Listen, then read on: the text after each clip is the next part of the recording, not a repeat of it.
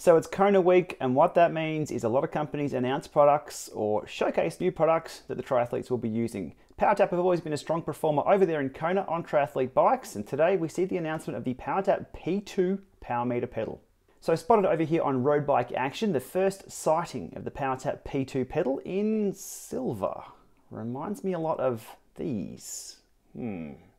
Having used the PowerTap P1s for over 12 months, I'm actually quite a fan of the things. They are a solid performer, very good numbers, but they are getting on in age and weight. Speaking of pedal weight, they claim to have shaved off 34 grams from the P1. The P1s were listed as 432 grams. On my weight scale, they were 434 grams. This brings them, for me, to exactly 400 grams. Now, here's a comparison from the other pedals.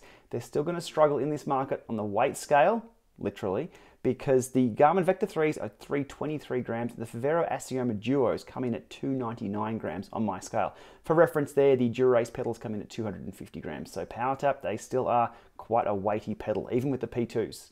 Next up, longer battery life claimed here in the article of an extra 33%, so 20 hours, lifting them from 60 hours to 80 hours of use. Thumbs up there from me. And the battery housing, sealing and robustness of the pedal, it's not mentioned, but I assume they've looked into this because one of the problems with the P1s early on was the seal on this unit through here and the contact points of the battery. So no doubt with the redesign there, they would have looked into that and strengthened or hardened that componentry up. No mention of any technical details here on the article over on Road Bike Action for the P2, but the P1 had a pretty good rap sheet as it was. So dual ANT+ data, so left, right. It had single Bluetooth channel for each pedal, so it didn't have a combined Bluetooth channel. I hope PowerTap have gone in the same route as Garmin and Favero by pumping both left, right into one Bluetooth channel. Stay tuned on that, but it probably would have been mentioned if it was there. Pedal metrics for data junkies has always been pretty good on the P1s, and the accuracy of plus or minus 1.5%. I'm assuming that's going to be the same for the PowerTap P2s. Price-wise, listed as $899 US.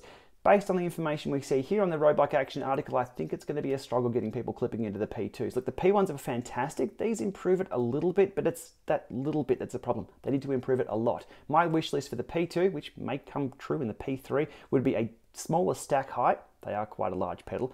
Definitely a lot lighter, shaving at least another 50 to 60 grams off those pedals. Connection protocols of ANT+ and dual Bluetooth left and right through the one channel. Not silver. Just not silver. Black was fine. Black looks nice. And while I'm on a roll here, Shimano cleats. There's a huge demand out there for power-based pedals to have Shimano cleats. I think people would overcome the weight and the size of these things and the price if they could clip in using their Shimano cleats. So there we are, my take on the PowerTap P2 pedals as seen here on Road Bike Action. I'm sure we'll see a lot more in the media in the coming hours or so. All right, can you get a pair myself to put up against the P1s here in the Lamba Lab? And we'll see how they perform. Thanks for watching.